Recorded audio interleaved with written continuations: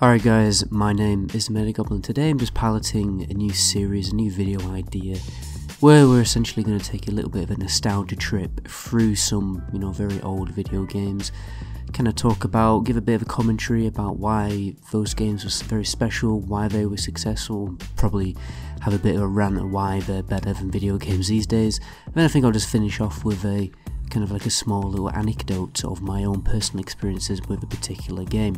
Just before we jump in guys, be sure to like the video if you end up liking it, because that really helps out. Be sure to subscribe so just don't miss my next video where I'm going to be turning Skyrim into World of Warcraft. And guys, leave comments below of whatever video game you want me to feature next in this series. If it hits off, we'll carry on doing it, because I like making little smaller videos like this to fill in the gaps between the big videos. Anyway, let's jump in. So, for today's video, we're going to talk about Star Wars Battlefront 2. Now, Star Wars Battlefront 2 is a very, very kind of nostalgic game. A lot of people remember it because a lot of people about my age, in their early 20s, probably played it back when it came out. I think the main special thing about Star Wars Battlefront 2 is the people who played Star Wars Battlefront 1 and then went to play Star Wars Battlefront 2, there was like massive improvement. So, in Star Wars Battlefront, you always wanted to go into space. You always wanted to play as a Jedi, but you never could. They could only be on the map, controlled by a computer. And when Battlefront 2 came out, it was like, whoa, we can actually play as Jedi now. That was like one of the main, probably selling points. When I remember seeing adverts for Star Wars Battlefront 2 on the TV and just losing my, just can't say the S word, but I was losing my S word. That's probably only about, I think I was about 10 years old when this game came out. I remember getting it. Well, anyway, I'm jumping into my personal anecdote, but yeah, like that was one of the main things. You could actually play as Jedi. There's a multitude of different maps now and loads of space battles where you can go in. Well, the thing that people are still today saying that the space battles in Star Wars Battlefront 2 are some of the best space battles that you can ever play in a video game, and they're way better than new Star Wars Battlefront, because you could actually bombard and sabotage and infiltrate the enemy's spaceship. It wasn't all about dogfights. It was about damaging the unique, essential parts of the enemy spaceship. For instance, the communications array, destroying that, destroying the engines, destroying the shield generator. You had to go in and destroy all these things on the enemy ship, and then the enemy ship would be destroyed, and then you would win. Another thing I think everyone remembers would be assault mode for, it was Tatooine Mos Eisley, wasn't it, where basically it was the only assault mode map on the ground, and then all of a sudden out of nowhere, I remember discovering it for the first time. I was like, whoa, you got assault mode. Well, assault mode is what the space battle is called. That's the game mode that space battles have.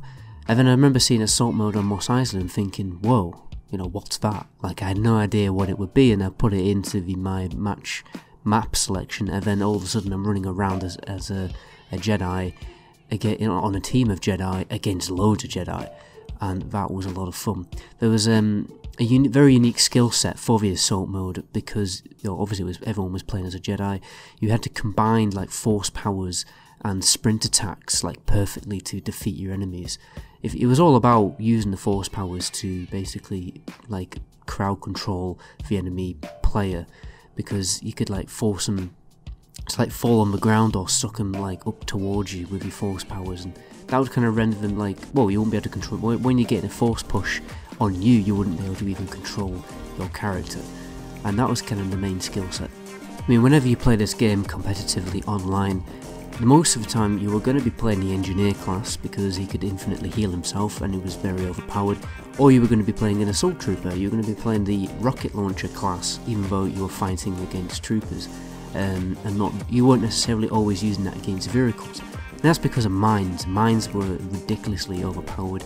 You could just roll into a group of enemies and blow them up, blow 20 guys up in one, especially on maps what was it, Tantive 4, I think?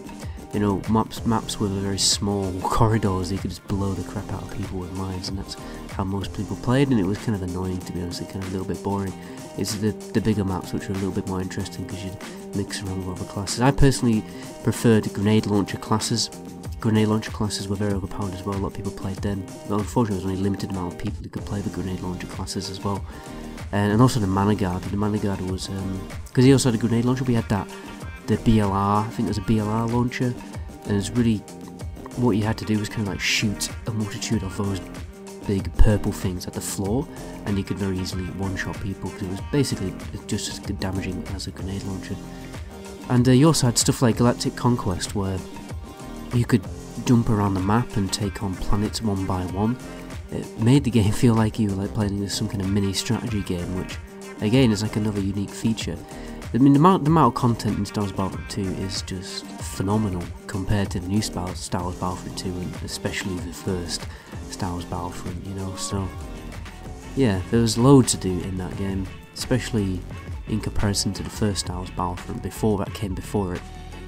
But anyway, I'll talk about my kind of personal experiences with this game. I mean, this is back in the days when I was still playing on PS2 with my friend Glenn, and I remember he had Star Wars Battlefront 1 on the PS2, and I didn't even own a PS2 when Star Wars Battlefront came out. Star Wars Battlefront was literally the reason why I kind of begged my dad to get me a PS2, and I think I can't remember who bought me the PS2 actually. I think it was actually my mum and my stepdad bought me a second-hand PS2. It was one of those really big things, not the slimline one of those big ones. And I remember getting it, and then my dad bought me Star Wars Battlefront 1, and he also bought me a memory card, 8 megabyte red memory card, I remember it. And yeah, so then I could actually finally play Star Wars Battlefront 1 and save the game.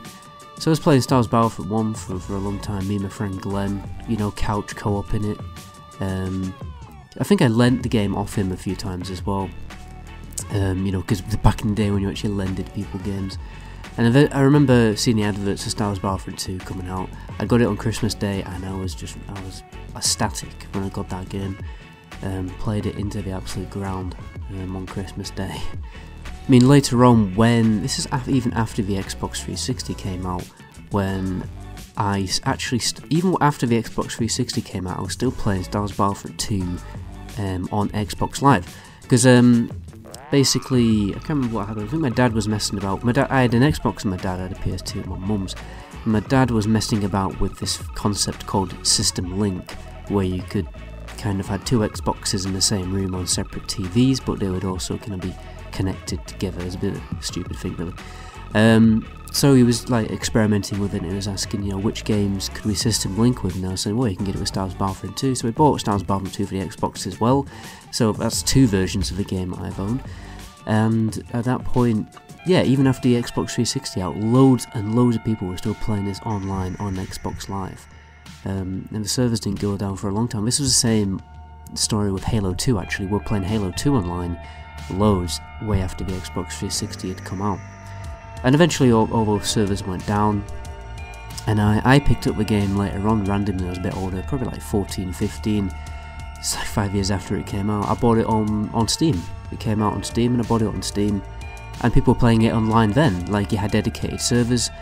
It was Star Wars Gaming Order, which hosted the servers, very good servers. Fortunately they don't exist anymore. And then all the servers went down because the GameSpy was just kind of erased from the planet, and then people were using Game Ranger, and now the servers are back, but no one was really making dedicated servers. But I think sooner or later there are going to be decent servers for online right now. Anyway, I think I'll end the video there. That's kind of like my personal experiences of the game. You know, again, I've played it like loads on and off throughout the years. I still play it now and again. Right now, if I'm you know, just looking for something to do. Anyway, you know, share your experiences with this game in the comment section below. My name is the Metagoblin. Until my next video, ciao.